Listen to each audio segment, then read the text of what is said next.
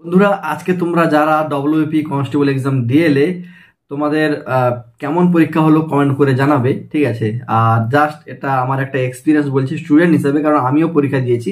আর আমি আমাদের এই যে ডব্লিউপি এসআই এক্সাম হয়েছিল ওটাও দিয়েছিলাম, ঠিক আছে, কারণ আমার দুটো এক্সামের অভিজ্ঞতা রয়েছে। সেখান থেকে আমি ফিডব্যাক দেবো, কাট অফ কত হতে পারে প্রেডিকশন অনুযায়ী আমি সেটাও বলবো, ঠিক আছে। আর তোমাদেরকে কিছু এক্সপিরিয়েন্স শেয়ার করবো, কারণ ভাই এই পরীক্ষা দিতে গিয়ে অনেকে অনেক সমস্যায় পড়েছে। ওকে, আমিও এক্সামটা দিয়েছি। আর তোমরা যারা আমার সাবস্ক্রাইবার অডিয়েন্সে দেখছো, তোমরা হয়তো জানবে যে আমি অন্যান্য ভিডিও বানানো ছাড়াও এই পরীক্ষার যে প্রিপারেশন নেই, ঠিক আছে, চাকরি পরীক্ষা মেনলি। তো পুলিশটাও আমি বসে গেছি, এতটা বেশি যে ভালো প্রিপারেশন ছিল সেটাও বলবো না, তাহলে তো এক্সাম অনেক বেশি ভালো হতো। তবে মোটামুটি প্রিপারেশন ছিল। তো তোমরা দেখতে পাচ্ছ পরীক্ষা যে দিয়ে এসেছি তার কোয়েশ্চেন পেপার এইভাবে সলভ করেছি। তো প্রথম যে আমি কাট অফ নিয়ে আলোচনা করব যে কত হতে পারে, তার আগে তোমরা বলো যে কে কত অ্যাটেম্প্ট করেছো, ঠিক আছে, এবং কত মার্ক হচ্ছে তোমাদের, ঠিক আছে। তো যাই হোক, এই যে ডব্লিউপি কনস্টেবল এক্সামটা দিতে গেছিলাম আজকে, আমার এক্সাম পড়েছিল কাছাকাছি 1 ঘন্টার মধ্যে। তো যাই হোক, গিয়ে প্রথমে তো ভাই 2 ঘন্টা বসে থাকলাম, ঠিক আছে, 10টার দিকে ঢুকে গেছিলাম। তো 12টা অবধি প্রায় 1.5 ঘন্টা বসেছিলাম, পুরো বোর লাগছিল।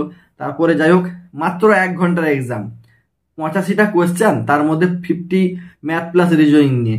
তো সেখানে টাইমটা না, মানে যেটা আমি ফিল করলাম খুবই কম, ঠিক আছে, কারণ টাইমটা আর একটু বেশি লাগতো, তাহলে আমরা আরো বেশি অ্যাটেম্প করতে পারতাম অন্তত।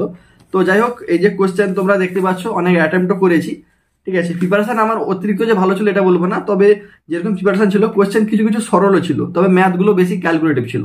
সেই কারণে কি হয়েছে, আমার একটা বাস্তব অভিজ্ঞতা থেকে বলছি। আজকে যে পরীক্ষা দিয়ে এলাম, অনেক কি হয়েছে, আমি আগের পরীক্ষাতে কি হয়েছিল, এসআইতে আমি টাইম গুলোতে পারিনি, এই জন্য একটু তাড়াতাড়ি করছিলাম। তো এক্ষেত্রে কি হয়েছে, তাড়াতাড়ি করার জন্য এই যে কোয়েশ্চেনগুলো উল্টে উল্টে করছি না, ঠিক আছে। এই দেখো, বাম দিকে ডান দিকে না, আমরা অনেক পরীক্ষা দিই যেখানে বাম দিকে বাংলায় ইংলিশে থাকে, এদিকে বাংলায় থাকে, বা এরকম থাকে। তো ইংলিশ বেঙ্গলি বা ইংলিশ হিন্দি থাকে। তো সেভাবে কি হয়েছে, অভ্যাস একটা হয়ে গেছে, আগে অন্যান্য পরীক্ষাও দিয়েছিলাম।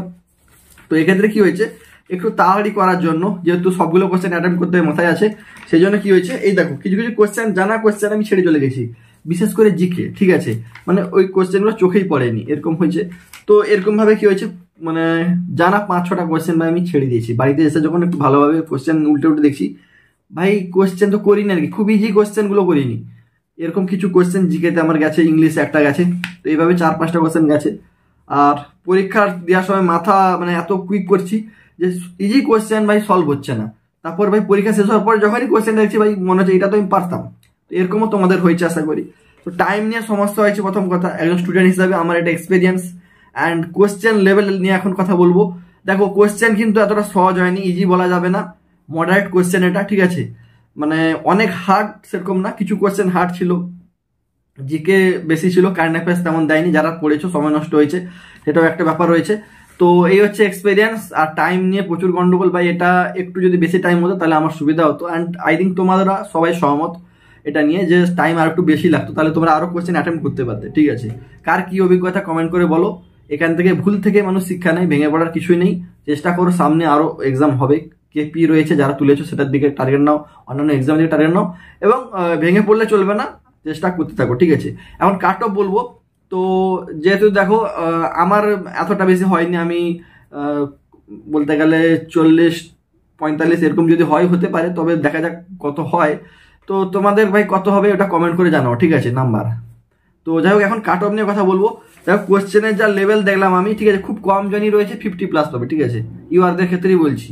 50+ খুব কম জন পাবে, 60-70 খুব হাতে গোনা কম জন পাবে, 50+ও কম জন হবে। তো কাটও আমার যতটা মনে হচ্ছে, কেউ যদি জেনারেল হয়ে থাকে 40 থেকে 45 যদি তা থাকে মিনিমাম, তাহলে কিন্তু চান্স রয়েছে। আর কাস্টের দিকে যদি ধরা এসসি টেস্টিয়ারে, তাহলে কিন্তু 35 স্কোর একটা ভালো স্কোর ধরা যাবে। ইডব্লিউএস এর ক্ষেত্রে কম হবে, ঠিক আছে, আরো কম, 20-22 এরকম হতে পারে।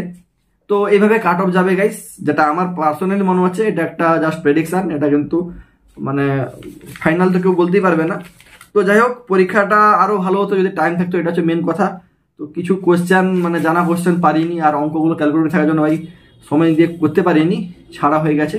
তো এই হচ্ছে আমার অভিজ্ঞতা, একজন স্টুডেন্ট হিসাবে আমি শেয়ার করলাম। তো সব যারা আমার বন্ধু বান্ধবীরা ভিডিওটা দেখছো, সবাই কিন্তু আরো এগিয়ে যাও জীবনে, আরো ভালো থেকো, এবং জীবনে আরো বেশি চেষ্টা করে আরো ভালো মানে প্রস্তুতি নাও, এবং অ্যাচিভ করে দেখাও তোমার টার্গেট। ওকে, তো সবাই ভালো থাকো, বাই।